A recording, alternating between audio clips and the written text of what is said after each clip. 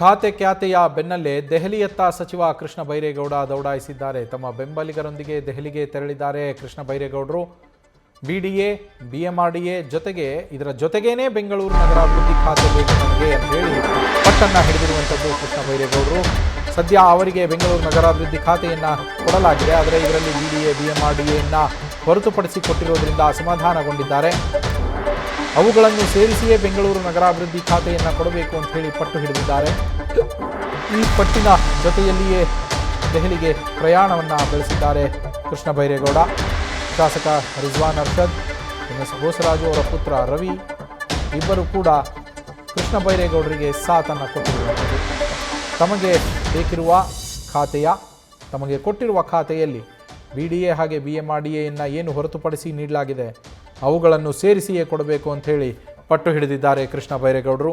ನಮ್ಮ political correspondent Harish ಲೈವ್ನಲ್ಲಿ join ಆಗಿದ್ದಾರೆ. ಹರೀಶ್, ಕೃಷ್ಣ ಬೈರೇಗೌಡರಿಗೆ ಖಾತೆಯ ಬಗ್ಗೆ ಅಸಮಾಧಾನ, ಇದೀಗ ದೆಹಲಿಗೆ ದೌಡಾಯಿಸಿರುವಂಥದ್ದು ತಮ್ಮ ಬೆಂಬಲಿಗರ ಜೊತೆ. ಅವರು ಅಂದುಕೊಂಡಿದ್ದನ್ನು ಅಲ್ಲಿ ಸಾಧಿಸೋದಕ್ಕೆ ಸಾಧ್ಯತೆಗಳಿದೆಯಾ? ಯಾಕೆಂದರೆ ರಾಮಲಿಂಗಾರೆಡ್ಡಿ ಅವರು ಕೂಡ ಇದೇ ರೀತಿಯಲ್ಲಿ ಅಸಮಾಧಾನಗೊಂಡಂತಹ ಸಂದರ್ಭದಲ್ಲಿ ಅವರ ಮನವೊಲಿಕೆ ಮಾಡಲಾಗಿದೆ. ಇದೀಗ ಕೃಷ್ಣ ಬೈರೇಗೌಡರಿಗೆ ಅವರ ಬೇಡಿಕೆಯನ್ನು ಈಡೇರಿಸಲಾಗತ್ತಾ?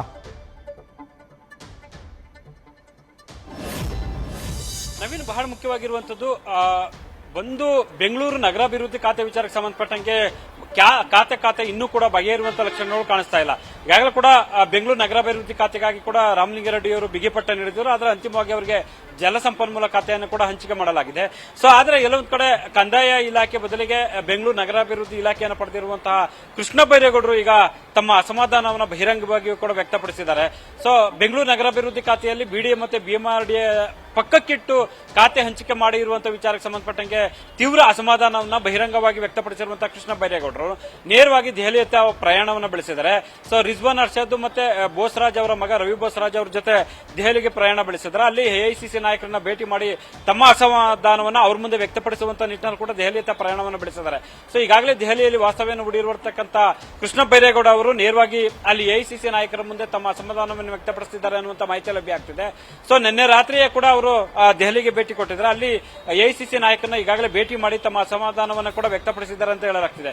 ಅಂದ್ರೆ ಒಂದು ಪ್ರಮುಖವಾಗಿರುವಂತದ್ದು ಬಿಡಿಎ ಮತ್ತು ಬಿಎಂಆರ್ಡಿಎನ ಪಕ್ಕಕ್ಕಿಟ್ಟು ನನಗೆ ಬೆಂಗಳೂರು ನಗರಾಭಿವೃದ್ಧಿ ಖಾತೆಯನ್ನು ಹಂಚಿಕೆ ಮಾಡಿದ್ದಾರೆ. ಹಾಗಾಗಿ ಇದರಲ್ಲಿ ಹೇಗೆ ಕೆಲಸ ಮಾಡಕ್ಕೆ ಸಾಧ್ಯ ಆಗುತ್ತೆ ಅನ್ನುವಂಥ ಪ್ರಶ್ನೆಯನ್ನು ಸಹಜವಾಗಿ ಮುಂದಿಡುವಂತ ಒಂದು ಪ್ರಯತ್ನ ಮಾಡಿದ್ದಾರೆ. ನನಗೆ ಒಂದು ಕಂದಾಯ ಇಲಾಖೆ ಕೊಡೋದಾದ್ರೆ ಅದನ್ನೇ ಹಂಚಿಕೆ ಮಾಡಿ ಅದನ್ನೇ ಈಗಾಗಲೇ ಸಮರ್ಥವಾಗಿ ಕೆಲಸವನ್ನ ನಿಭಾಯಿಸಿದ್ದಾನೆ, ಅದನ್ನೇ ಕೂಡ ಕೊಟ್ಟು ಮುಂದುವರಿಸಬೇಕಾದ್ರೆ ಅನ್ನುವಂತ ಅಸಮಾಧಾನವನ್ನು ಕೂಡ ವ್ಯಕ್ತಪಡಿಸಿದ್ದಾರೆ ಅನ್ನುವಂತ ಮಾತುಗಳು ಕೂಡ ವ್ಯಕ್ತ ಆಗ್ತಿದೆ. ಸೊ ಒಂದು ಸುರ್ಜೇವಾಲಾ ಅವರು ಕೂಡ ಕೃಷ್ಣ ಬೈರೇಗೌಡರನ್ನು ಕರೆಸಿಕೊಂಡು ಮಾತುಕತೆ ನಡೆಸಿದ್ರು. ಅಲ್ಲೂ ಕೂಡ ಇದೇ ಮಾತನ್ನ ಅವರು ವ್ಯಕ್ತಪಡಿಸಿದ್ದಾರೆ ಅಂತ ಹೇಳಲಾಗ್ತಿದೆ. ಸಿಎಂ ಡಿಕೆ ಶಿವಕುಮಾರ್ ಅವರ ಮುಂದೆ ಕೂಡ ಇದೇ ಮಾತನ್ನ ಕಡ್ಡಿ ಮುರಿದಂತೆ ಅವರು ಕೃಷ್ಣ ಬೈರೇಗೌಡರು ಹೇಳಿದ್ದಾರೆ ಅಂತ ಹೇಳಲಾಗ್ತಿದೆ. ಹಾಗಾಗಿ ಬಿಡಿಎ ಬಿಎಂಆರ್ಡಿಎ ಹೊರಗಿಟ್ಟು ನೀವು ಕೊಡೋದಾದ್ರೆ ನಾನು ಕೆಲಸ ಮಾಡೋದಾದ್ರೆ ಹೇಗೆ ಅನ್ನುವಂತ ಪ್ರಶ್ನೆಯನ್ನ ಸಹಜವಾಗಿ ಮುಂದಿಡುವಂತ ಒಂದು ಪ್ರಯತ್ನ ಮಾಡಿದ್ರೆ ಈಗ ದೆಹಲಿ ಅಂಗಳಕ್ಕೂ ತೆರಳಿರುವಂತಹ ಕೃಷ್ಣ ಬೈರೇಗೌಡ ಅವರು ಅಲ್ಲೂ ಕೂಡ ಹೈಕಮಾಂಡ್ ನಾಯಕರ ಮುಂದೆ ಇದೇ ವಿಚಾರವನ್ನ ಮುಂದಿಡುವಂತ ಒಂದು ಪ್ರಯತ್ನ ಮಾಡ್ತಿದ್ದಾರೆ ಅಂತ ಹೇಳಲಾಗ್ತಿದೆ. ಅಂದ್ರೆ ಕೊಡೋದಾದ್ರೆ ಕೂಡ ಎಲ್ಲವೂ ಬಿಡಿಎ ಬಿಎಂಆರ್ಡಿ ಎಲ್ಲವನ್ನು ಸೇರಿಸಿಕೊಡಿ, ನಾನು ಕೆಲಸ ಮಾಡಕ್ಕೆ ಸರಿ ಹೋಗುತ್ತೆ, ಅಂತಾರಾಷ್ಟ್ರೀಯ ಮಟ್ಟದಲ್ಲಿ ಕೂಡ ಒಂದು ಇಮೇಜ್ ಕೊಡೋದಕ್ಕೆ ಅನುಕೂಲ ಆಗುತ್ತೆ. ಉದ್ಯಮಿಗಳು ಕೂಡ ಈಗಾಗಲೇ ಅಸಮಾಧಾನವನ್ನು ವ್ಯಕ್ತಪಡಿಸಿದ್ದಾರೆ ಹಲವು ಸಂದರ್ಭಗಳಲ್ಲಿ. ಹಾಗಾಗಿ ಈಗ ಬೆಂಗಳೂರಿನ ಇಮೇಜ್ ಅನ್ನ ನಾವು ಗಟ್ಟಿಗೊಳಿಸಬೇಕಾದ್ರೆ ಅಥವಾ ಬೆಳೆಸಬೇಕಾದ್ರೆ ನನಗೆ ಇವೆಲ್ಲವನ್ನ ಕೂಡ ಸೇರಿಸಿ ಕೊಡೋದಾದ್ರೆ ಕೊಡಿ ಅನ್ನುವಂತ ಮಾತನ್ನ ಹೇಳ್ತಿದ್ದಾರೆ ಅಂತ ಹೇಳಲಾಗ್ತಿದೆ. ಈಗಾಗಲೇ ಕೂಡ ಜಿಬಿಎ ಚುನಾವಣೆ ಕೂಡ ಇನ್ನೇನು ಕೆಲವೇ ತಿಂಗಳಲ್ಲಿ ಎದುರಾಗುತ್ತೆ. ಈ ಒಂದು ಸನ್ನಿವೇಶದಲ್ಲಿ ಸಹಜವಾಗಿ ಆಡಳಿತಾರೂಢ ಕಾಂಗ್ರೆಸ್ನಲ್ಲಿ ಜಿಬಿಎ ಸಂದರ್ಭದಲ್ಲಿ ಈ ರೀತಿ ಬೆಂಗಳೂರು ಖಾತೆ ವಿಚಾರಕ್ಕೆ ಸಂಬಂಧಪಟ್ಟಂಗೆ ಗದ್ದಲ ಸೃಷ್ಟಿಯಾಗಿರುವಂತದ್ದು ಒಂದು ಹಂತಕ್ಕೆ ಸರ್ಕಾರಕ್ಕೆ ಡ್ಯಾಮೇಜ್ ಕೂಡ ಆಗ್ತಿದೆ. ಸೊ ಈ ಹಿನ್ನೆಲೆಯಲ್ಲಿ ಕೃಷ್ಣ ಬೈರೇಗೌಡರು ಸಹಜವಾಗಿ ಕೂಡ ಜಿಬಿಎ ಚುನಾವಣೆಯನ್ನು ಗಮನದಲ್ಲಿ ಇಟ್ಕೊಂಡು ನನಗೊಂದು ಅವಕಾಶ ಕೊಡ್ತಾ ಇದ್ರೆ ಕೊಡೋದಾದ್ರೆ ಈ ರೀತಿ ಕೊಡಿ ಅನ್ನುವಂತ ಬಿಗಿಪಟ್ಟ ನೀಡುತ್ತಿದ್ದಾರೆ ಅಂತ ಹೇಳಲಾಗ್ತದೆ.